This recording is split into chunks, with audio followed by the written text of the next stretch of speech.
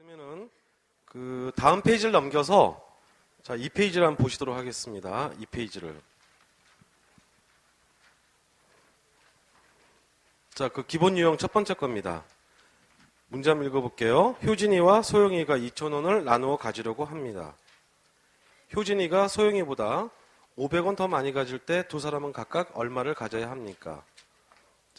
이제 요거는 굉장히 쉬운 문제인데 제가 선생님들한테 풀어보라는 게 아니고 아이들한테 어떻게 가르칠 것이냐를 한번 고민을 하시면서 같이 좀 풀어보도록 하겠습니다. 자, 먼저 관계 파악을 먼저 하죠. 그죠? 관계 파악 이거를 먼저 합니다. 자, 등장인물 적겠습니다. 누구하고 누구죠? 예, 효진이하고 소영입니다. 이렇게 등장인물 적겠습니다. 근데 얼마를 나누어 갖는다고요? 2,000원을 나누어 갖는다. 2,000원을 나눠 갖는다. 그러니까 결과선 밑에 이렇게 써주시면 돼요. 자, 그 다음 문장 읽겠습니다. 효진이가 소영이보다 500원 더 많이 갖는데요. 자, 누가 기준이죠? 누가 기준입니까? 소영이죠. 소영이가 동그라미 한 개만큼 갖는데요. 그럼 효진이는 동그라미 한 개보다 얼마라고요? 500원이 더 많다. 이렇게 하면 됩니다. 자, 그랬을 때 두 사람은 각각 얼마를 가져야 하느냐. 두 사람이 갖는 거를 구하고자 했으니까 효진이 거에다가 또 소영이 거에다가 다른 색을 써서 이렇게 박스를 치시면 됩니다. 저것을 이제 모니터링 전략이라고 그래요.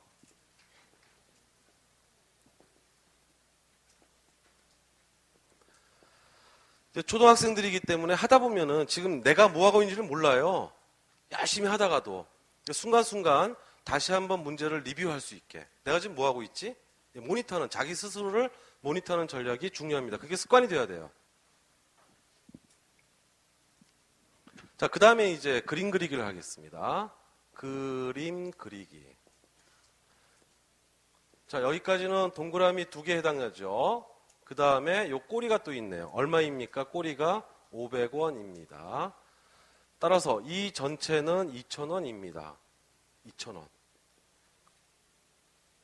자, 그러면 요건 얼마일까요? 요거는 금방 나오겠죠? 이제.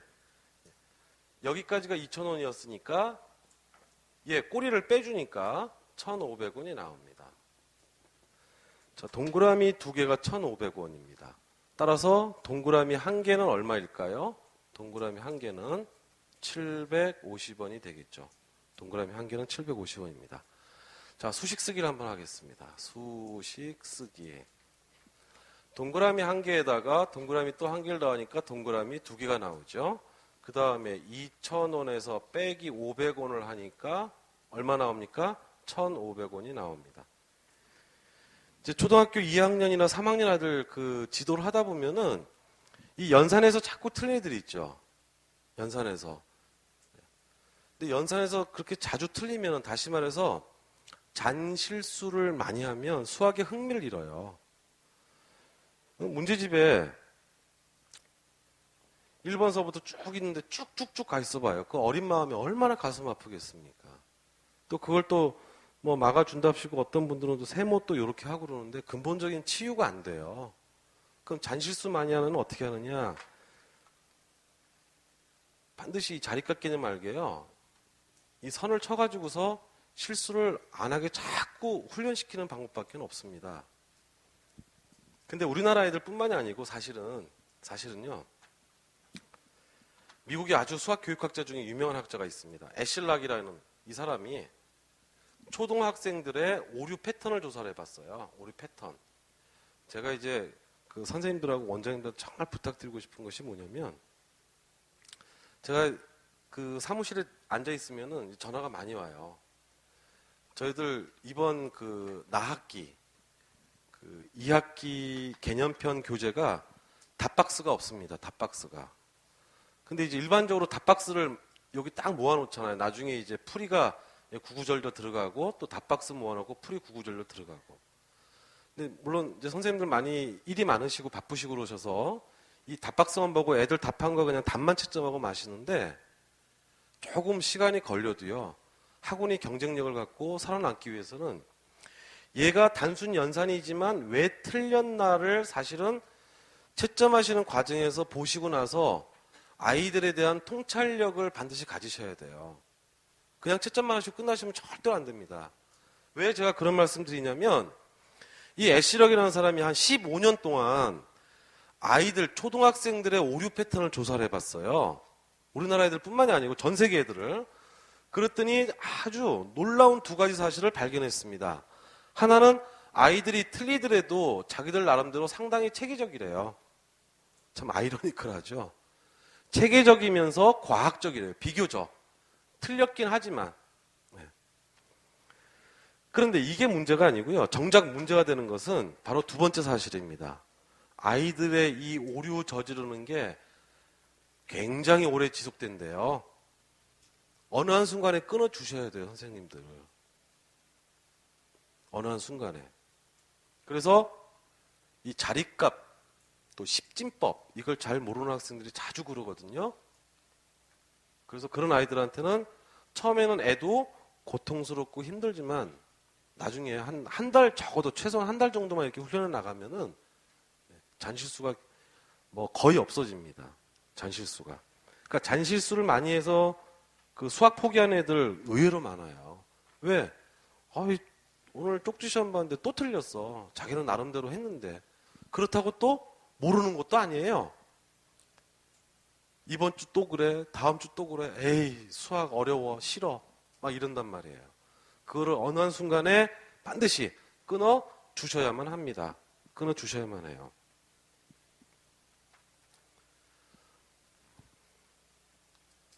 자, 그 다음에 이제 1,500원이 나왔어요. 1,500원 나누기 2. 나누기 2 할 때 얼마 나오죠? 이게 750원 나옵니다. 자, 애들이 나누기 개념을 잘 이해를 못해요. 그거는 이제 고학년 돼서 순간적으로 혼돈하는 아이들이 또 많이 생깁니다. 예를 들어서 자, 1,000원을 반으로 나눈다. 저도 선생님도 그렇고 이제 이런 말을 굉장히 무심코 많이 쓰시는데 이런 것들은 앞으로 좀 자제를 좀 하셔야 돼요. 선생님들 1,000원을 반으로 나누면 얼마죠? 1,000원을 반으로 나누면 얼마예요? 500원이에요. 1,000원을 반으로 나누면. 그죠? 근데 식으로 잘 써볼게요. 식을 1,000원을 나누래요. 나누기 반이래요. 얼마죠? 2분의 1. 식은 이렇게 돼요. 선생님들은 저도 그렇고 무심코 막 던지는데 말을 애들한테는 그게 충격으로 와닿습니다. 1,000원을 반으로 나눠? 식은 이건데 계산하면 이게 나중에 얼마 되죠? 2,000원 됩니다. 아주 희한한 상황이 발생이 돼요. 이게 왜 그러냐면 우리말의 한계 때문에 그렇습니다. 그래서 반으로 나눈다는 말은 사실은 부적절해요. 수학적으로는. 반으로 나눈다는 말은 얼마죠? 2로 나눈다. 2로 나눈다. 그 다음에 이제 나눗셈 가르치실 때 저 말 주의하시고, 그 다음에 아이들이 의외로 나눗셈 할 때는 왜 왼쪽부터 합니까? 라는 질문을 해요. 의외로. 덧셈, 뺄셈, 곱셈은 전부 다 1의 자리, 10의 자리, 100의 자리 여기서부터 이렇게 하는데 나눗셈은 꼭 높은 자리부터 하거든요. 먼저 이걸 설명해 주셔야 돼요. 나눗셈 들어가기 전에. 얘들아, 너희들 집에 사과가 이렇게 몇 박스가 지금 선물이 들어왔어. 그 이제 선물이 들어왔는데 이걸 이제 친척들한테 좀 나눠주려고 그래. 그리고 몇 개가 이렇게 그냥 바구니에 몇 개가 담겨져 왔어. 너희들 이거 나눠줄 때 어떻게 할 거니? 라고 물어보세요. 어떻게 하죠? 먼저 덩어리째 나눠줘요. 그죠? 박스 포장되어 있는 거 일일이 다 끄집어내지 않고 낱낱이 끄집어내지 않고 박스채 먼저 나눠줘요. 무슨 말씀인지 아시겠죠? 그래서 나눗셈은 항상 덩어리부터 나눕니다. 그래서 큰 수부터 나눠요. 그 얘기를 해주세요. 그 얘기를 하시고 나서 그렇기 때문에 1의 자리보다 10의 자리부터 먼저 계산하는 거라고. 그런 도입 부분을 선생님들이 정말 잘해 주셔야 돼요. 그러한 내용들이 저희 SL 교재에는 지금 다 들어가 있습니다. 자, 그 다음에 이제 지금 여기 나누기가 나왔단 말이에요. 나누기. 또 하나 선생님들이 주의를 하셔야 될 게, 그러니까 제가 이제 오늘 4시간에 걸쳐서 물론 비교적 짧은 시간입니다만은 그 수학에서 아이들이 어려워하고 또 가르치시는 선생님들도 좀 그 힘들어하시는 부분을 제가 어떤 수학 배경 지식을 알려드릴 거예요. 그걸 오늘 공부를 하시고 다시 돌아가신 다음에 리뷰를 한번 하신 다음에 아이들에게 가르치는 교수학적 지식으로 빨리 바꿔주셔야 돼요. 교수학적 지식으로. 자, 예를 들어서